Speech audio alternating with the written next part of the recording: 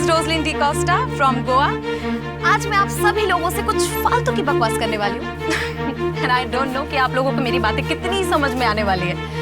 वैसे मैं ये भी नहीं जानती कि आप लोग मेरी वीडियोस देखोगे भी या नहीं। Okay, let's start it. So, जिंदगी में सबसे ज़्यादा ज़रूरी क्या होता है? जिंदगी में सबसे ज़्यादा ज़रूरी है कि आप जिंदगी से क्या चाहते हैं, right? Like I have listed 101 things which I want in my life. And ऐसे भी बहुत सारी चीजें हैं which I don't want in my life. Like शादी? No way. शादी तो मैं 10 साल तक नहीं करने वाली किसी भी सूरत में क्योंकि मेरे विश लिस्ट में पहला नंबर है London. Yes, I want to settle in London. I want my own space, my independence. ये शादी, बच्चे, ऐसे typical life मुझे नहीं चाहिए. No way. Okay guys, so bye bye. हम सब जिंदगी में काफी सपने देखते हैं, काफी कुछ पा लेना चाहते हैं, लेकिन कई बार हकीकत कुछ और ही होती है. हकीकत वो शब्द जो अक्सर इन सपनों से काफी दूर हमसे उस मोड़ पे मिलता है जिसे हम कॉम्प्रोमाइज यानी समझौता कहते हैं. नमस्कार, मैं सोनाली कुलकर्णी क्राइम पेट्रोल सतर्क के इस नए अध्याय में आपका स्वागत करती हूँ. आज के इस एपिसोड में हम गोवा के रोजलिन डिकोस्टा की एक ऐसी कहानी देखेंगे जिसकी हकीकत उसके सपनों से बिल्कुल उल्टी थी, लेकिन उसने तय कर लिया था कि उसके सपनों तक जाने वाला रास्ता कितना लंबा क्यों न हो, वो उसे पार करेगी.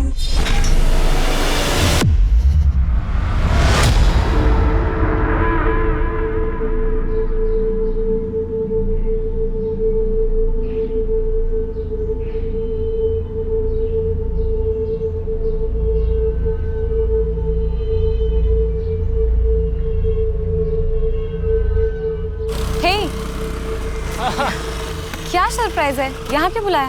Well, we are getting married today. शादी? Are you serious? Yes, of course. I know Roslyn कि तुम्हें lavish wedding चाहिए थी, but this is more important कि हम शादी कर रहे हैं finally, yes? है ना? Yes, you're right. और यही तो मेरी डेस्टिनी थी. तो चलो अंदर वेट. अरे वेट, थोड़ा मेकअप तो कर लेने दो. After all, I am the bride. नहीं, अंदर सब इंतजार कर रहे हैं. आओ. Just give me 10 minutes, please, please, please. Okay. Thank you. आती हूँ.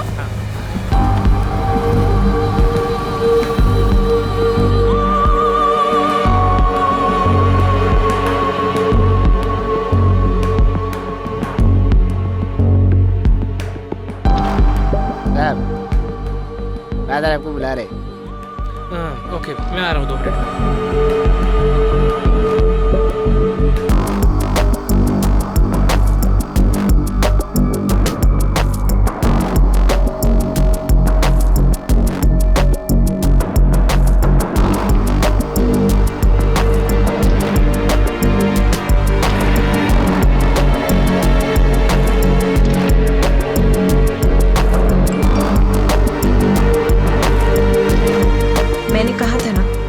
Want to complete my 101 wishes.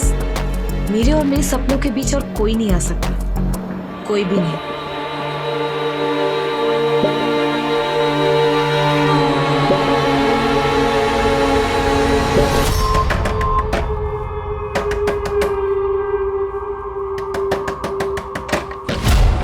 कितनी बार बोले तुझे प्रशांत से दूर रहे?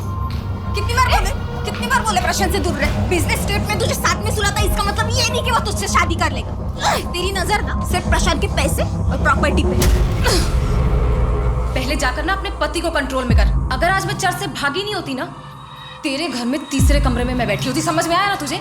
और अगर मुझे गलती से इंटरेस्ट आ गया ना उसमें, तो 2 दिन में तुझे लात मार के घर से बाहर निकाल देगा. समझ आया? मेरी जगह लेगी तू? हाँ, मेरी जगह लेगी तू? अरे क्या कर रहे हो तुम लोग? अरे छोड़ो एक दूसरे को. रोजलिन क्या है? वाह, एक तरफ प्रशांत, दूसरी तरफ मुर्तजा.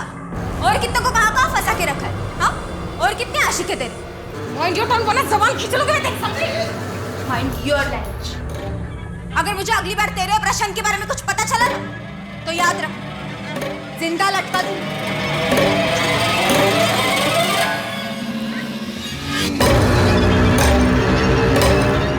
क्या बोलिए? तुम्हारे प्रशांत के बारे में तुम ये सब कर रही मेरे पीठ पीछे? तुम आज उस प्रशांत से शादी करने वाले थे? की तो नहीं ना? तुम्हें पता है वो प्रशांत कितना सनकी है? उसने मेरे अगेंस्ट सुसाइड लेटर लिख रखा है। वो हमेशा मुझे धमकी देता रहता है कि अगर मैंने उससे शादी नहीं की तो वो खुद मरकर मुझे फंसा देगा। और आज भी सरप्राइज के नाम पर उसने मुझे चर्च पे बुलाया, और जब मैं वहाँ गई तो मुझे पता चला कि मैं खुद की शादी पर आई हूँ। तुम मुझे डबल क्रॉस कर रही है। तुमने अभी तक उसके साथ सोना बंद नहीं किया? ठीक, जो मन में आए वो कर।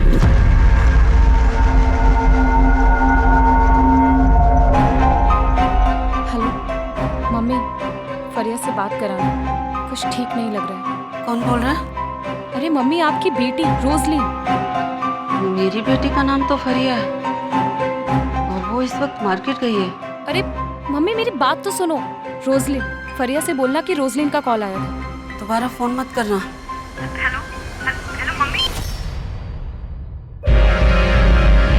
शरद भाई आप? दरवाजा बंद रखा करो, जमाना ठीक नहीं है। अच्छा, दरवाजा खुला था। 2 महीने का रेंट बाकी है और वो जो उधारी ली थी उसका EMI कब तक चुकाओगी? शरद भाई, बस 1-1.5 हफ्ते का और वक्त दे दीजिए, पैसे आते ही लौटा दो। सुना है कि तुम गोवा छोड़ के जा रही हो।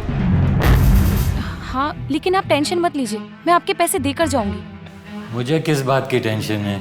तुम चली भी गई तो तुम्हारी मम्मी और बहन तो गोवा में रहने वाले हैं ना। शरद भाई, मैं आपको 2 हफ्ते बाद पैसे पहुंचा दूंगी। ठीक है।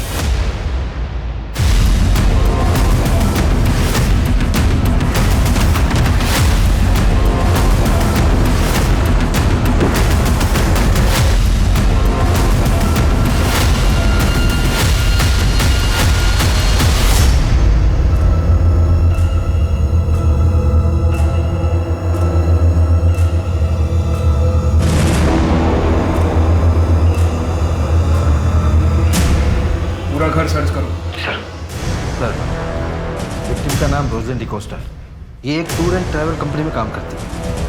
ये देखिए सर, यहाँ गले पर मार और बॉडी पर कोई भी स्ट्रगल के निशान नहीं। सुसाइड है सर।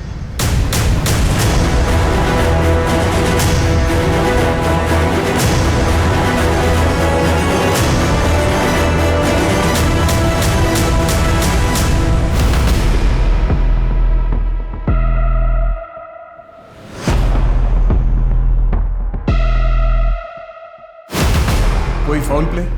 लगता नहीं है सर। दरवाज़ा अंदर से लॉक था, घर का कोई सामान भी बिखरा हुआ नहीं था, कैश ज्वेलरी कुछ भी नहीं थी सर। बस ये एक मोबाइल मिला है जो कि पासवर्ड प्रोटेक्टेड है। और कुछ पता चला? सर, पड़ोसियों ने बताया कि अक्सर इसके घर पर एक शख्स आता था, शायद वो उसका बॉयफ्रेंड है।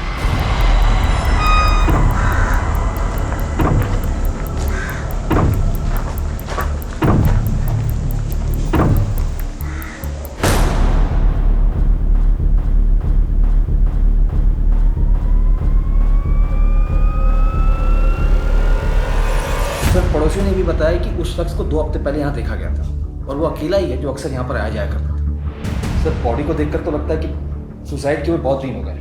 दरवाजे और खिड़कियाँ सब बंद थे, इसलिए पड़ोसियों को कुछ पता नहीं चला। लड़की की उम्र कम लगती है, हो सकता है बॉयफ्रेंड के साथ ब्रेकअप हुआ और डिप्रेशन में आके उसने ये कदम उठा लिया।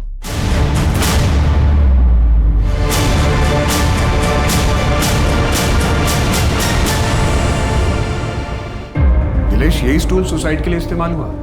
जी सर। सर, पूरा घर चेक कर लिया, कहीं पर कोई सुसाइड नोट नहीं मिला।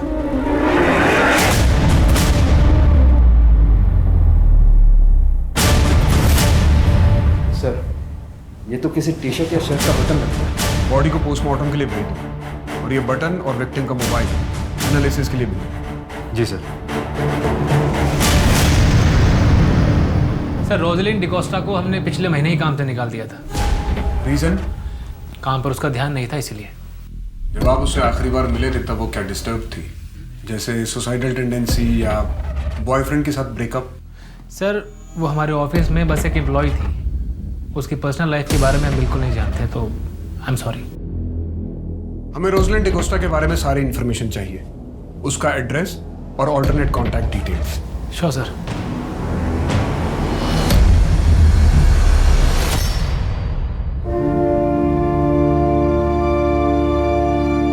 दीदी दीदी दीदी आंखें खोलो दीदी, आंखें खोलो दीदी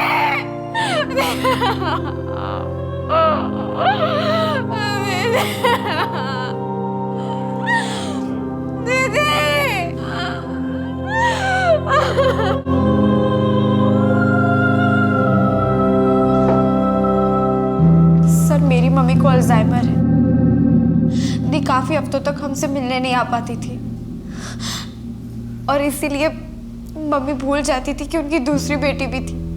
आप लोग कहाँ रहते हैं? सर हम मापसा में रहते हैं और दी यही रेंट पे पणजी में रहती थी। आपको कोई आइडिया है कि रोजलिन ने सुसाइड क्यों किया? सुसाइड? सर मेरी दी सुसाइड क्यों करेंगी? दी के तो बहुत बड़े बड़े सपने थे, उन्हें लंदन जाना था हायर स्टडीज के लिए, एक बेटर करियर, एक बेटर लाइफ के लिए। सर मेरी दी सुसाइड कर ही नहीं सकती। फरिया, कुछ सपने फिल्मों से ज्यादा अनरियल होते हैं। उन सपनों के टूटने का शोर हर कान बर्दाश्त नहीं कर पाता।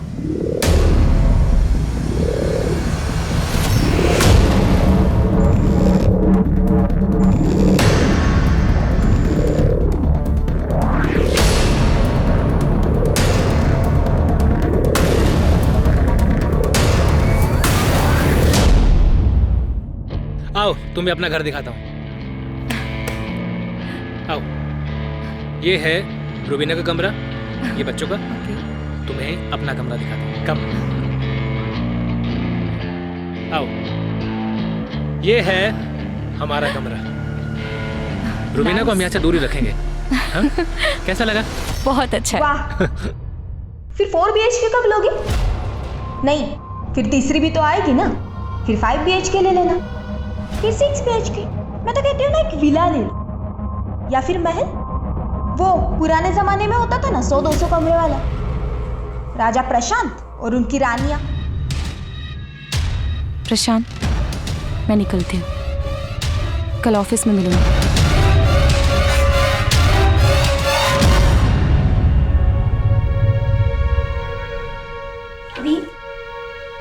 What's this nonsense?